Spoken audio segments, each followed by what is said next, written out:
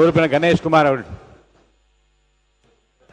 மாண்புமிகு பேரவைத் தலைவர் அவர்களே, பாட்டாளி மக்கள் கட்சியினுடைய நீண்ட நாள் கோரிக்கை, ஏன்னா சட்டமன்ற உறுப்பினர்களுக்கு வாகனம் வழங்க வேண்டும் என்பது மனதார பாராட்டி வரவேற்று, அதுவும் முதல் முறையாக இருக்கக்கூடிய பொருளாதாரத்தில் பின்தங்கி இருக்கக்கூடிய சட்டமன்ற உறுப்பினர்களுக்கு வாகனம் மட்டுமல்ல, அதற்கான எரிபொருள் மட்டுமல்ல, உதவியாளர்களுக்கும் சேர்த்து வழங்கிய மாண்புமிகு தமிழக முதல்வர் அவர்களுடைய அந்த எண்ணத்தை மனமாற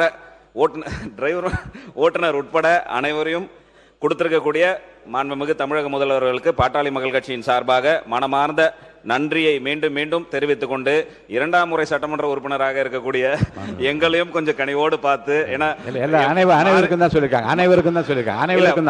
வாகனம் என்பது முதல், ஏன்னா மாரிமுத்தானெல்லாம் கோச்சிக்கிறாங்க, எல்லாருக்கும் தான், அனைவருக்கும் தான் சொல்லியிருக்காங்க. வாகனம் அனைவருக்கும் தான் முதல் முறை சட்டமன்ற உறுப்பினர்.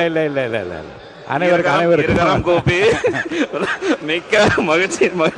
நன்றி. அனைத்து சட்டமன்ற உறுப்பினர்களுக்கும் நன்றியை தெரிவித்துக் உறுப்பினர் சிந்து அவர்கள். உறுப்பினர் கணேஷ்குமார் அவர்கள்.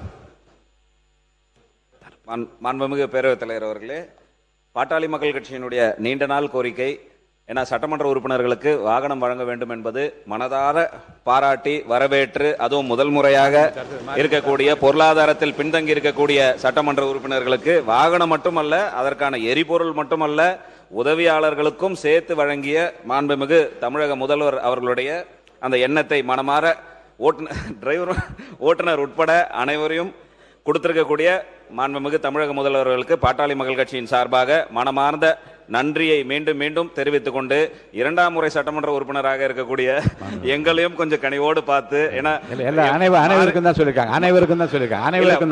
வாகனம் என்பது முதல், ஏன்னா மாரிமுத்தானெல்லாம் கோச்சிக்கிறாங்க, எல்லாருக்கும் தான், அனைவருக்கும் தான் சொல்லியிருக்காங்க. வாகனம் அனைவருக்கும் தான் முதல் முறை சட்டமன்ற உறுப்பினர். இல்ல அனைவருக்கும் கோப்பி மிக்க மகிழ்ச்சி.